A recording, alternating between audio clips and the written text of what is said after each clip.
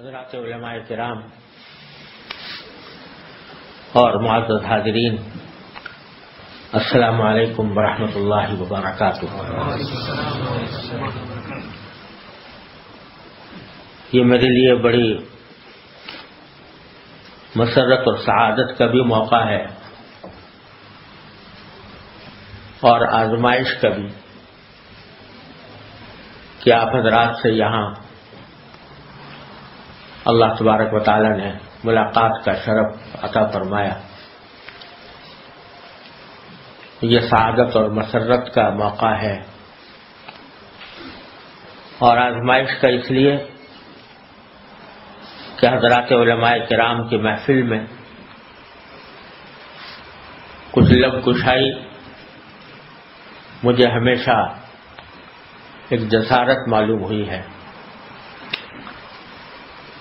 بالخصوص اس وجہ سے بھی کہ اس محفل میں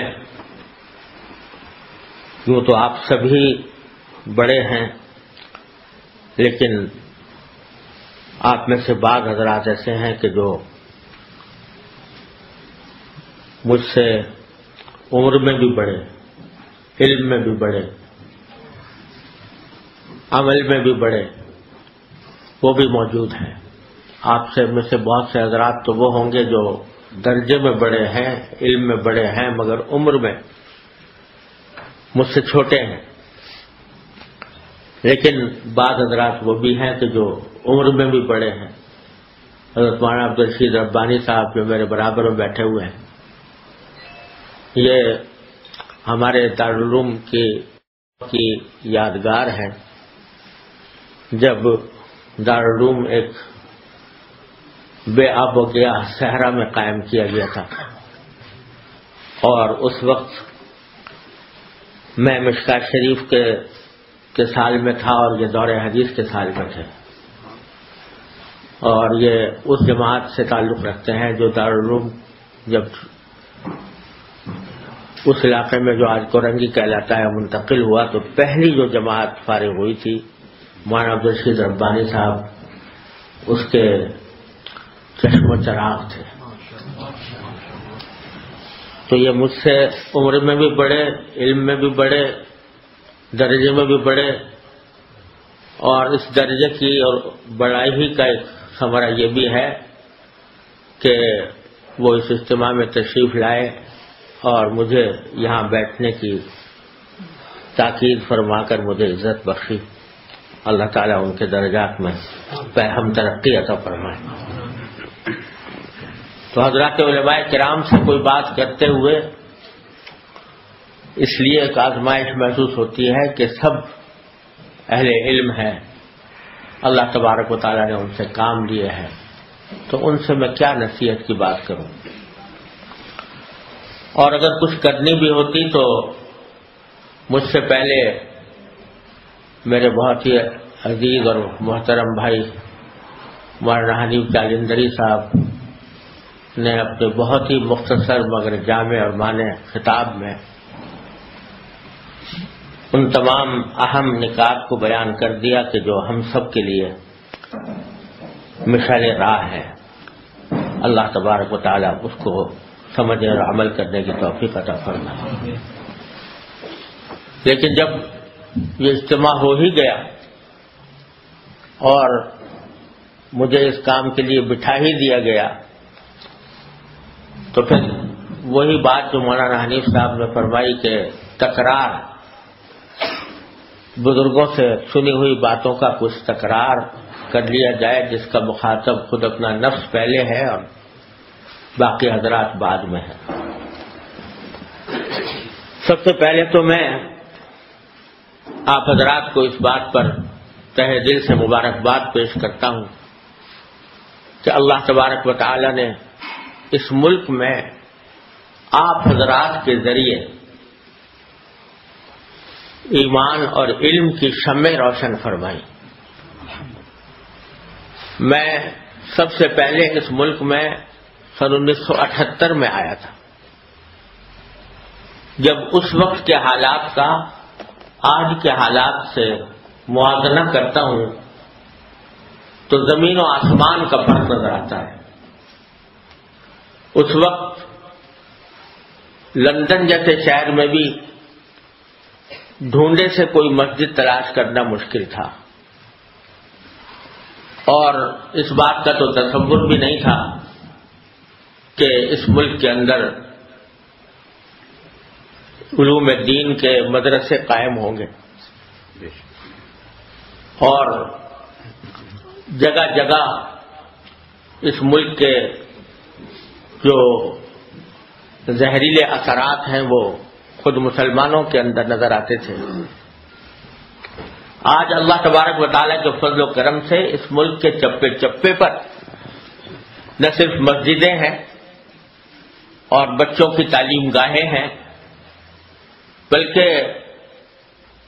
دور حدیث کے مدارس یہاں پر قائم ہیں،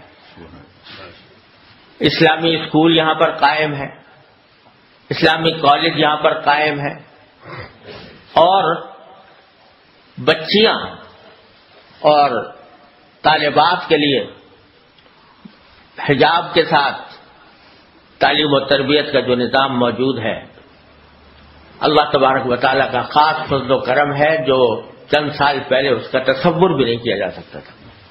بے شک. تو اللہ تبارک و تعالیٰ نے یہ عظیم الشان کام جو لیا وہ آپ حضرات ہی سے لیا.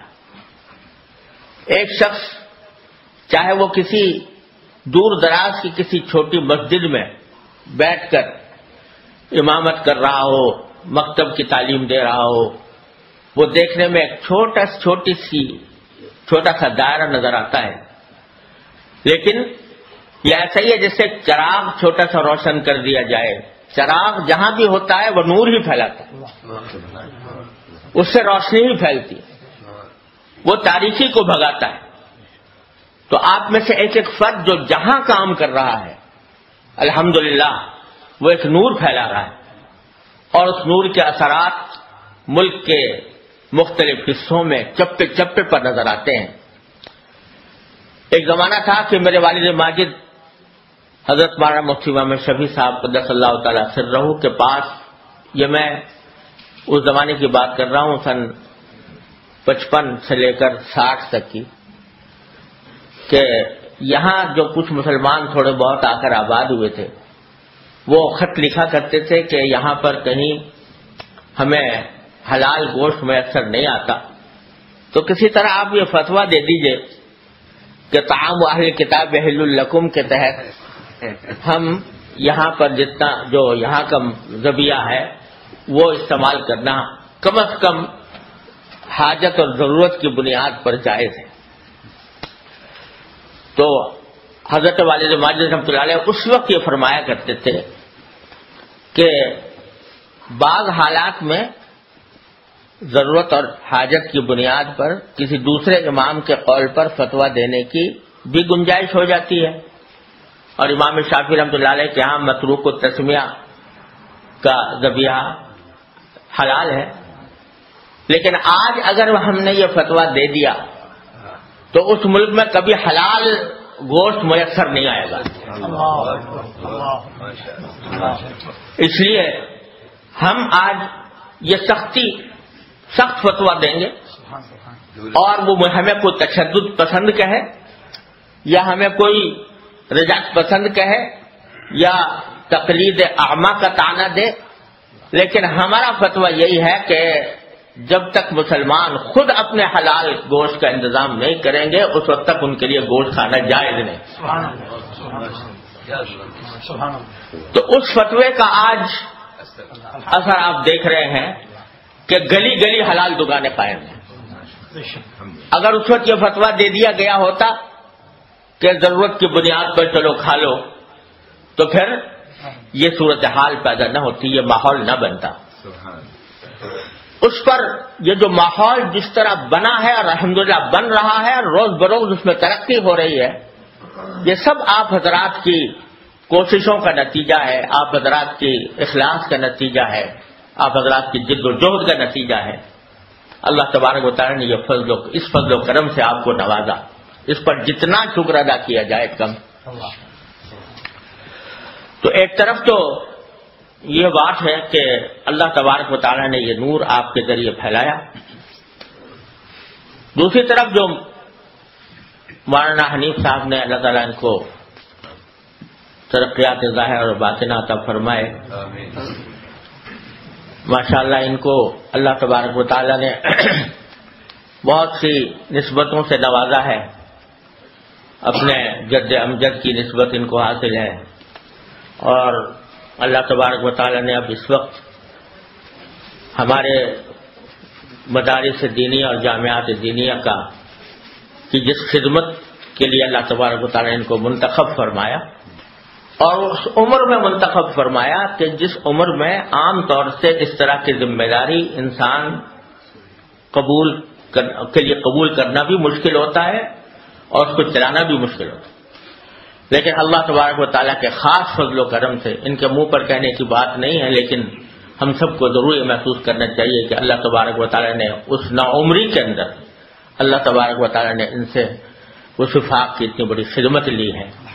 اللہ تبارک و تعالیٰ ان کو دین و دنیا کی صلاح و فلاح اور ترقیات ظاہر اور باطنہ سے نوازے, اس کا بہترین اجر عطا فرمائے. یہ بات جو کہہ گئے مختصر سے الفاظ میں, وہ حقیقت میں بڑے پتے کی بات ہے, اور جیسا میں عرض کیا کہ تکرار کرنا چاہتا ہوں. تو یہ آیت کریمہ جو انہوں نے پڑھی تھی, فلولا نفر من كل فرقة منهم طائفة ليتفقهوا في الدين ولينذروا قومهم اذا رجعوا اليهم لعلهم يحذرون. تو اس آیت کریمہ پر مجھے یاد ہے کہ میرے والد ماجد قدس اللہ تعالی سرہ نے ایک مرتبہ دارالعلوم میں کئی ہفتے اس آیت کی تفسیر پر بیان فرمایا, اور اس کے ایک ایک لفظ میں جو سبق پنہا ہیں ان کو اس طرح کھول کر بتایا کہ کبھی اس طرف توجہ دینے کی نوبت ہی نہیں آئی. ان میں سے دو باتیں دہرانے کو دل چاہتا ہے. وہ بات یہ کہ جو الفاظ استعمال فرمائے گئے اللہ تبارک و تعالیٰ کی طرف سے ہم طالب علموں کے لیے, وہ یہ ہے کہ لیتفقہوا فی الدین ولینذروا قومہم اذا رجعوا الیہم. تو ان دو لفظوں کے بارے میں جو کچھ حضرت والد ماجد قدس اللہ تعالیٰ سرہ نے فرمایا تھا وہ اس مختصر وقت میں کر دوں تو شاید ہم لوگوں کے کام آ جائے. فرمایا کہ ایک تو لفظ اللہ تعالیٰ نے استعمال فرمایا لیتفقہوا فی الدین, یہ نہیں فرمایا کہ لیتعلموا الدین. لیتعلموا الدین زیادہ سادہ, آسان اور مختصر لفظ تھا بنسبت یتفقہوا کے, کہ جس کے لیے صلہ بھی فی کا لانا پڑا. اگر براہ راست لیتعلموا فرما دیتے تو وہ متعدی بدون صلہ ہوتا. لیتفقہوا فی الدین فرمایا. تو فرمایا وجہ اس کی یہ ہے کہ علم کے معنی ہے جان لینا. تو تنہا کسی بات کا جان لینا موجب فضیلت نہیں ہوتا, صرف جان لینا کوئی موجب فضیلت نہیں. جاننے والا تو شیطان بھی تھا, ابلیس بھی تھا, اور فرمایا کہ اتنا جاننے والا تھا, اتنا علم اس کے پاس تھا کہ امام راضی کو بھی جاتے جاتے شکست دے گیا. واقعہ سنا ہوگا, جاتے جاتے امام راضی کو جیسے انسان کو بھی شکست دے گیا. علم تو اس کے پاس بھی تھا, عقل بھی بڑی تھی. عقل ایسی تھی کہ اگر اس کے دلیل کو جو اس نے اللہ تبارک و تعالیٰ کے سامنے پیش کی خالص عقل کی بنیاد پر رد کرنا چاہو تو کوئی راستہ نہیں کہ خلقتنی من نار و خلقتہ من طین. تو صرف عقل کی بنیاد پر اگر جواب دینا چاہو اس دلیل کا تو ہمارے لیے مشکل ہے اس عقل کی بنیاد پر جواب دینا. تو عقل بھی بہت تھی, علم بھی بہت تھا. بلکہ حضرت تھانوی رحمۃ اللہ علیہ فرماتے ہیں کہ 4 عین تھے اس کے اندر. عالم بڑا تھا, عین عالم کا, اور عاقل بڑا تھا کہ دلیل ایسی پیش کر دی, اور فرمایا عابد بڑا تھا کیونکہ روایات میں ہے کہ پہلے عبادت بھی بہت کرتا تھا. تو عالم بھی تھا، عاقل بھی تھا، عابد بھی تھا. فرمایا چوتھے عین کی کمی تھی کہ عاشق نہیں تھا. اگر عشق ہوتا تو پھر یہ نہ کہتا کہ خلقتنی من نار و خلقتہ من طین، تو میرا خالق ہے، تو مجھے جو حکم دے رہا ہے، میرا کام تو یہ ہے کہ اس کے آگے سر جھکا دوں. تو عالم تھا، عابد تھا، عاقل تھا، مگر عاشق نہیں تھا. اس کے نتیجے میں اتنا گمراہ ہوا اور اتنا خوار ہوا. تو علم تنہا جان لینا یہ کافی نہیں، فضیلت کا معیار نہیں. اور اگر یہ ہوتا تو شبریت بھی بڑا ہوتا. علم کے لحاظ سے آپ دیکھ لو، یونیورسٹیاں یہاں پر بھی ہیں، اسلامک اسٹڈیز کے شعبے اس میں جو قائم ہیں، اور امریکہ میں بھی قائم ہے. مستشرقین اس کے اندر جو کچھ تحقیقات لکھ رہے ہیں، جن کتابوں کے حوالے دیتے ہیں، بعض اوقات ہمارے اچھے اچھے علماء کو بھی ان کتابوں کا پتہ نہیں ہوتا. ایسے ایسے مقالات لکھے جائیں. علم ہے وہ، تو تنہا علم کافی نہیں، بلکہ جس چیز کو حاصل کرنا ہے، فرمایا لیتفقہوا فی الدین، دین کی سمجھ حاصل کرنا. وہ دین کی سمجھ محض کتاب سے نہیں آتی، محض علم سے نہیں آتی، وہ دین کی سمجھ رکھنے والے کی صحبت سے آتی ہے. وہ جس کے پاس دین کی سمجھ ہو. وہ سمجھ کیا ہے؟ وہ سمجھ یہ ہے کہ کس وقت میرے دین کا مجھ سے کیا مطالبہ ہے، کس وقت دین کا کیا مطالبہ ہے. اس وقت وہ جو متقاضا اور جو مطالبہ ہوتا ہے، اس تقاضے اور مطالبے پر عمل کرنے کا نام ہے تفقہ فی الدین. حضرت حکیم الامت مولانا تھانوی رحمۃ اللہ کے زمانے میں ایک بستی تھی جہاں پر ارتداد کا فتنہ پھیلا ہوا تھا، زبردست ارتداد، لوگ مرتد ہو رہے تھے. تو وہاں کچھ لوگ تھے کہ جو ابھی مرتد کھلم کھلا نہیں ہوئے تھے، مگر انہوں نے کافروں کی سی باتیں شروع کر دی تھیں. تو حضرت وہاں تشریف لے گئے ان مسلمانوں کے پاس جو ابھی تک مسلمان تھے، مرتد نہیں ہوئے تھے. ان سے کہا بھائی تو ہم نے سنا ہے تم لوگ، وہ شدھی کی تحریک چل رہی تھی، تم شدھی کی تحریک کے اس میں اسلام چھوڑ رہے ہو؟ تو نہ جی نہ، ہم تو مسلمان ہیں.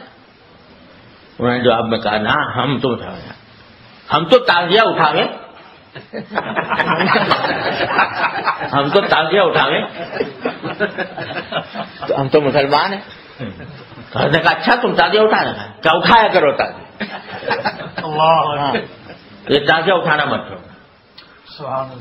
اب بظاہر تو تعزیہ اٹھانے کا فرمانا کہ بھئی تعزیہ اٹھایا کرو، یہ بدعت کہو، اس کو رسم کہو، جو کچھ کہو، اس کا جواز نہیں. لیکن فرمایا کہ اس وقت کفر اور اسلام کی علامت بن گیا ہے یہ. تو اگر ان کو اس وقت تعزیے سے روکا جائے گا تو یہ سیدھے ارتداد کی گود میں جائیں گے. اور اس وقت اگر ان کو کم از کم اس پر روک دیا گیا تو آگے پھر ان کی اصلاح کا راستہ نکلے گا. تو یہ ہے علم میں اور تفقہ فی الدین میں فرق، کہ کس موقع پر دین کا کیا تقاضا ہے اور دین کا کس چیز میں فائدہ ہے. تو اس بات کو اختیار کرنا یہ تفقہ فی الدین ہے. کوئی اب اگر اٹھا کے فتویٰ پوچھو کہ ایک مولوی صاحب آئے تھے، انہوں نے یہ کہا تھا کہ وہاں گاؤں والوں سے کہ تم تعزیہ اٹھایا کرو، تو اس مولوی صاحب کا کیا حکم ہے؟ تو اس کا فتویٰ جو خالص علم کی بنیاد پر دیا جائے گا، جس میں تفقہ نہ ہو، تو وہ یہی ہوگا کہ بھئی وہ غلط بات کہی، انہوں نے گمراہی کی بات کہی، ایسے آدمی کو گمراہ سمجھنا چاہیے. لیکن کس موقع پر، کس مرحلے پر، کس درجہ، کس چیز میں ڈھیل دی جائے اور کس چیز میں سختی اختیار کر لی جائے، یہ چیز جو ہے یہ تفقہ فی الدین ہے. اور یہ تفقہ فی الدین صرف کتاب پڑھنے سے حاصل نہیں ہوتا، یہ صرف درسگاہ میں بیٹھ کر ڈگریاں حاصل کرنے، اسناد حاصل کرنے سے حاصل نہیں ہوتا، یہ بزرگوں کی صحبت سے حاصل ہوتا ہے، نہ کتابوں سے، نہ کالج سے، نظر سے پیدا دین ہوتا ہے، بزرگوں کی نظر سے پیدا۔ تو وہ در حقیقت وہ سمجھ ہے جس کو حاصل کرنے کا حکم دیا گیا، کہ لیے تفقہوا فی الدین، دین کی سمجھ پیدا کرنا، کس وقت کیا تقاضا ہے۔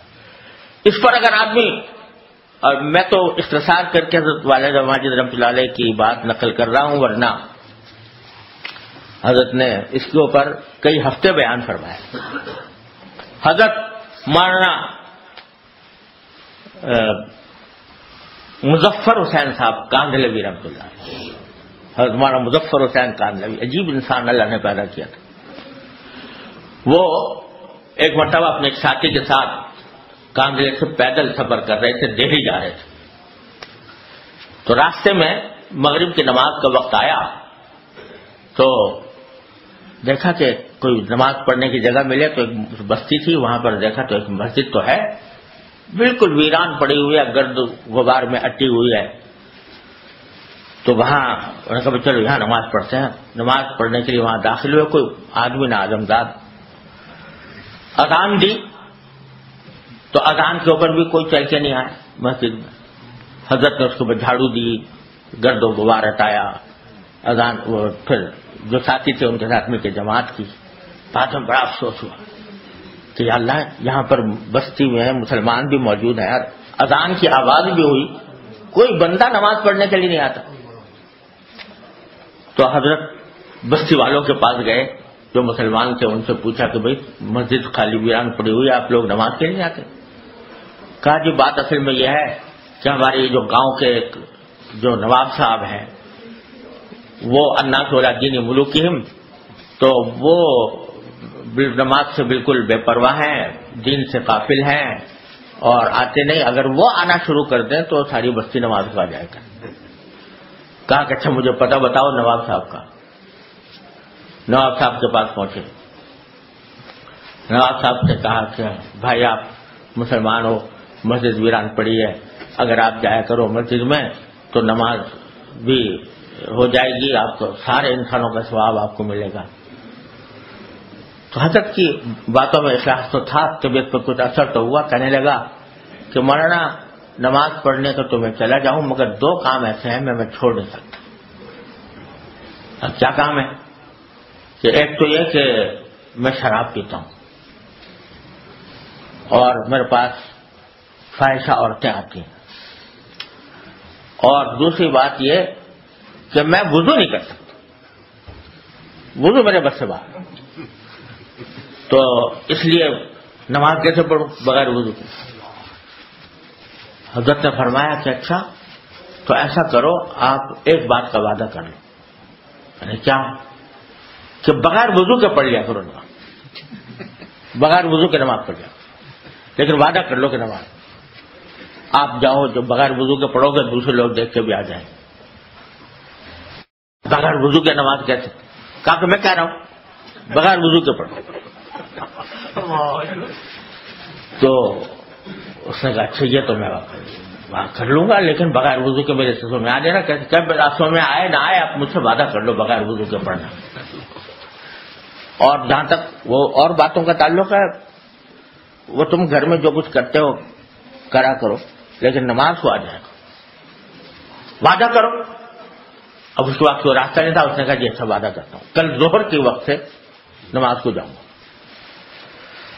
حضرت وہاں سے اٹھے، دوبارہ مسجد میں گئے، 2 رکعتیں پڑھی، سجدے میں گرے، خوب روئے،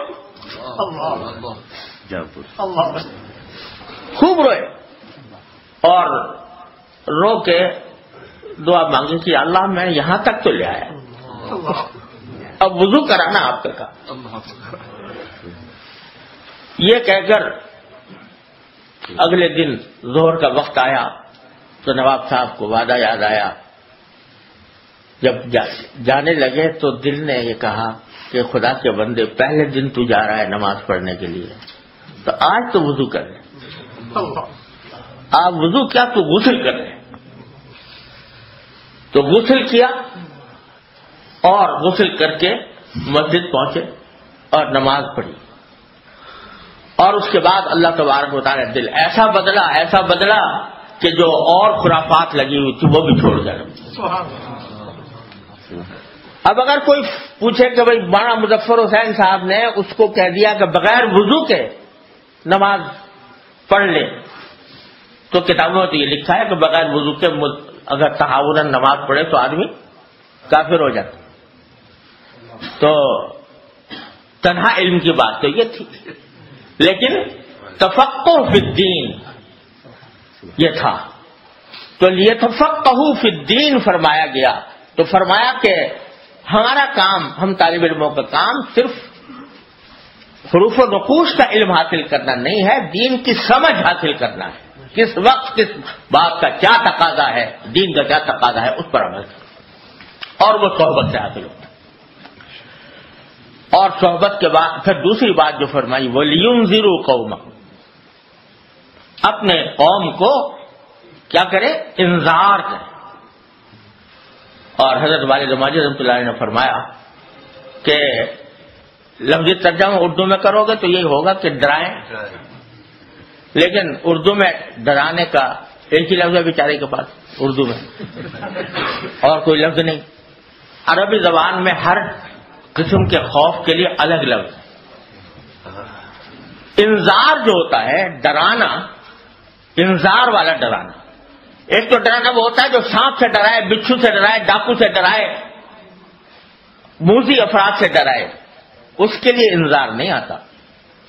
انذار وہ ہوتا ہے کہ جو کسی کی شفقت کی وجہ سے, کسی پر شفقت کی وجہ سے کسی کو ڈرایا جائے کہ تمہیں نقصان پہنچ جائے گا, مجھے ڈر لگ رہا ہے تمہارے اس نقصان سے, خدا کے لیے اپنے آپ کو اس نقصان سے بچا لیں. یہ ہے انذار. تو فرمایا کہ سارے قرآن کریم میں آپ دیکھیں کہ نذیر نذیر نذیر, اور انبیاء کرام علیہ السلام کے لیے نذیر کا لفظ استعمال فرمایا گیا ہے. تو نذیر کے معنی کے اندر یہ بات داخل ہے کہ قوم دوسرے کی شفقت اور محبت کی وجہ سے اس کو ڈرایا جائے, جیسے باپ بیٹے کو ڈراتا ہے, جیسے باپ اپنے اولاد کو ڈراتا ہے, جیسے کوئی استاد اپنے شاگرد کو ڈراتا ہے, وہ شفقت مد نظر ہوتی ہے اس کی. تو وہاں اس کو تانا دینا مقصود نہیں ہوتا, اس کو برا بھلا کہنا مقصود نہیں ہوتا, بلکہ اس کی شفقت مقصود ہوتی ہے. وہ ہے لِيُنذِرُوا قَوْمَهُمْ. اور اسی کا ایک پہلو وہ ہے جس کی طرف مولانا نے اشارہ کیا تھا کہ سخن دل نواز, کہ بات ایسی ہو جو دلوں میں اتر جائے. گالی کا جواب گالی سے نہیں دیں گے, گالی کا جواب پھولوں سے دیا جاتا ہے. گالی کا جواب اللہ تبارک و تعالیٰ کی رحمت سے انبیاء کرام کو یہ توفیق ہوتی ہے کہ پیغمبر کو کہا جا رہا ہے کہ اِنَّا لَنَرَاكَ فِي صَفَاحَةٍ وَإِنَّا لَنَظُنُّكَ مِنَ الْكَاذِبِينَ. کوئی مجھ جیسا ہوتا تو کہتا ہے تو بیوقوف, تیرا باپ بیوقوف, تیرا دادا بیوقوف. لیکن پیغمبر کیا جواب دیتا ہے, یا قوم لیس بی صفاحۃ, یا قوم لیس بی صفاحۃ ولکنی رسول من رب العالمین. تو گالی دی جا رہی ہے تو گالی کو ایک مسئلہ بنا کر اس کا جواب دے دیا. حضرت شاہ اسماعیل شہید رحمۃ اللہ علیہ کو خطبے کے دوران, تقریر کے دوران کھڑے ہو کر ایک آدمی کہتا ہے کہ مولانا ہم نے سنا ہے کہ آپ حرام زادے ہیں. خطبے تقریر کے دوران. آج ذرا ہم تصور تو کریں, کوئی آدمی اگر کھڑے ہو کر ہمیں کہے تو اول تو ہم کیا جواب دیں گے اس کو, اور اگر ہم نہیں تو ہمارے حوالی موالی جو ہیں اس کی تکہ بوٹی نوچ ڈالیں گے. مولانا اسماعیل شہید رحمۃ اللہ کا جواب یہ تھا, بھائی آپ کو غلط اطلاع ملی, آپ کو غلط اطلاع ملی. میری والدہ کے نکاح کے گواہ تو اب بھی دلی میں موجود. اس کو گالی کو مسئلہ بنا کر جواب دیتے. تو انذار کے اندر شفقت ہے, اس میں محبت ہے, اس میں نفرت نہیں ہے. فرمایا کہ کفر سے نفرت ہے، کافر سے نہیں ہے. گناہ سے نفرت ہے، گناہگار سے نہیں ہے. نفرت اس شخص سے نہیں ہے، اس سے محبت ہے، اس پر ترس ہے، اس کا ڈر ہے. فرمایا کہ میں تمہیں کولیاں بھر بھر کر جہنم سے نکالنے والا ہوں. یہاں تک کہ اللہ تعالیٰ فرما رہے لعلک باخع نفسک الا یکونوا مؤمنین، اپنی جان ہلاکت میں ڈال دو گے ان کے ایمان نہ لانے کی وجہ سے. تو یہ جو ہے جہاں پرسو کہ اس دل میں یہ آگ لگی ہوئی ہے کہ کسی طرح میں اپنی قوم کو کسی طرح بچا لے جاؤں. یہ صورت جو ہے، حالانکہ ایسے بھی مواقع قرآن کریم میں بیان فرمائے جہاں پر پتہ تھا تقریباً کہ میں کچھ کہوں گا تو اثر بھی نہیں ہوگا. فرعون کے معاملے میں اللہ تعالیٰ کی علم ازلی میں تو یہ بات تھی کہ یہ ایمان لانے والا نہیں، لیکن فرمایا جا رہا ہے کہ لعلہ یتذکر او یخشی. اللہ تعالیٰ کے علم میں تو ہے کہ وہ کافر ہو کر مرے گا، لیکن اے موسیٰ، اے ہارون، تم بحث داعی مبلغ کے جب جاؤ تمہارے دل میں یہ امید ضرور ہونی چاہیے کہ لعلہ یتذکر او یخشی. اور کیف تعظون قوما اللہ مہلکہم کہا جا رہا ہے تو جواب میں کیا؟ قالوا معذرۃ الی ربکم ولعلہم یہتدون. تو میں کم از کم اللہ کے سامنے میں جواب دے سکوں گا کہ میں نے اپنا پیغام پہنچا دیا تھا، ولعلہم یہتدون، اور شاید اللہ تبارک و تعالیٰ ان کو ہدایت دے دے. تو چاہے بظاہر حالات سننے والے کی طرف سے قبول کے آثار نہ ہوں، تب بھی حکم یہ ہے داعی کو کہ وہ اپنے دل میں یہ امید کی شمع جلائے رکھے کہ شاید میری بات اس کے لیے کارآمد ہو جائے. یہ طریقہ اگر ہم لوگ اختیار کر لیں، اللہ تبارک و تعالیٰ اپنی رحمت سے ہمارے دلوں میں بھی وہ شفقت، وہ لگن، وہ دھن پیدا فرما دے جو اللہ تبارک و تعالیٰ نے پیغمبروں کی خاصیت رکھی تھی.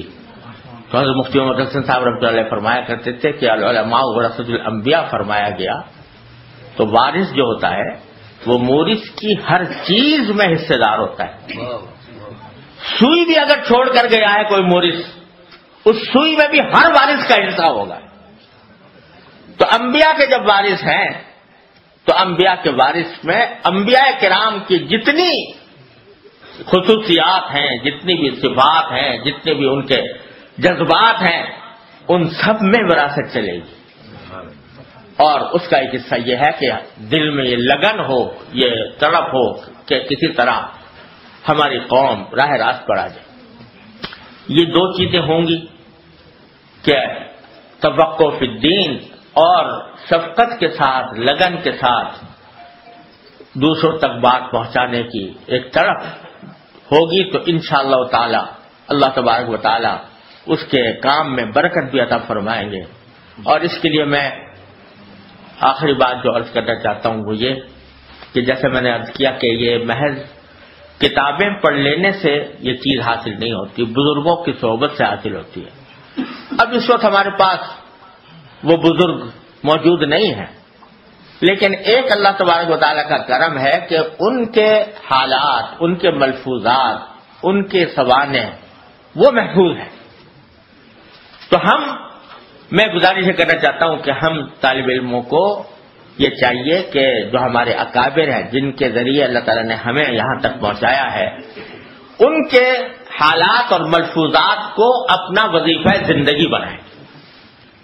حضرت خان رحمۃ اللہ فرمایا کرتے تھے کہ اصل چیز تو بزرگوں کی صحبت سے حاصل ہوتی ہے، لیکن اگر کسی کو وہ میسر نہ ہو تو ان کے حالات و ملفوظات جو ہیں وہ صحبت کے قائم مقام ہو جاتے ہیں. تو حضرت نانا پیر رحمۃ اللہ علیہ سے لے کر حضرت مدنی رحمۃ اللہ علیہ، حضرت عثمانی رحمۃ اللہ، ان حضرات تک اور ان کے بعد کے حضرات تک ان سب کے سوانح موجود ہیں، الحمدللہ موجود ہیں. ان کا مزاج، ان کا مذاق، ان کا طریقہ کار، یہ سب موجود ہے. اس کے پڑھنے سے بھی وہ صحبت والا فائدہ حاصل ہو جاتا ہے. لیکن افسوس یہ ہے کہ ہم لوگ اس سے بھی غافل ہیں، اور ہم نام لے جن کے نام لیوا ہیں ان کے حالات بھی ہمیں معلوم نہیں. سوانح قاسمی ہے، تذکرۃ الرشید ہے، اشرف السوانح ہے، تذکرۃ الخلیل ہے، کتنے ہیں جنہوں نے اس کو پڑھا ہوگا. وہ تو میں سمجھتا ہوں کہ ایسی چیزیں ہیں کہ بار بار پڑھی جائے اور ان کو اپنا وظیفہ بنایا جائے، کیونکہ اس کے ذریعے وہ صفات جن کے ذریعے اللہ تعالیٰ نے ان کا نور پھیلایا ہے وہ ہم تک منتقل ہو سکتی ہیں اللہ تعالیٰ کے فضل و کرم سے. تو میں گزارش کروں گا کہ ہم سب اس بات کا ارادہ کریں کہ ان حضرات کے حالات اور ملفوظات کو اپنی زندگی کا ایک وظیفہ بنائیں.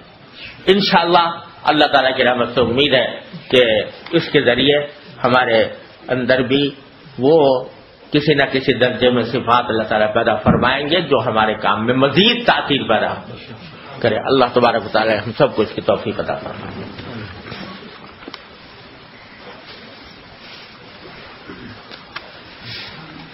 بھائی یہ مسئلہ جو ہے نا یہ اس وقت یہاں کرنے کا نہیں ہے، کسی وقت اللہ تعالیٰ توفیق دے گا تو کہیں خاص کسی مجلس میں ہو سکتا ہے. یہ بھی معاملات ایسے ہیں کہ اس میں بھی اپنے بزرگوں کے طریقے کو سمجھنے کی ضرورت ہے کہ بھئی اختلاف رائے بھی ہوتا ہے، اختلاف کسی چیز میں اختلاف بھی ہو جاتا ہے، لیکن ہر اختلاف کی کچھ حدود ہوتی ہیں. ان حدود کے اندر اس کو اگر اختلاف کو رکھا جائے تو وہ فتنہ نہیں پیدا کرتا. تو اگر ہے اختلاف تو وہ اختلاف نہ ہو، اختلاف ہونے کے اوپر اتفاق پیدا کر لو کم از کم، اور اس کو سمجھو کہ بھئی یہ ایک دیانتدارانہ اختلاف ہے، اس کو گوارا کیا جائے، اور اگر کوئی کوشش ہو سکتی ہو باہم مل جل کر بیٹھ کر بات کرنے کی تو وہ بھی کر لی جائے. لیکن اس مجلس میں اس کے اوپر اس کا تذکرہ کرنے سے کوئی حاصل نہیں. اللہم صلی علی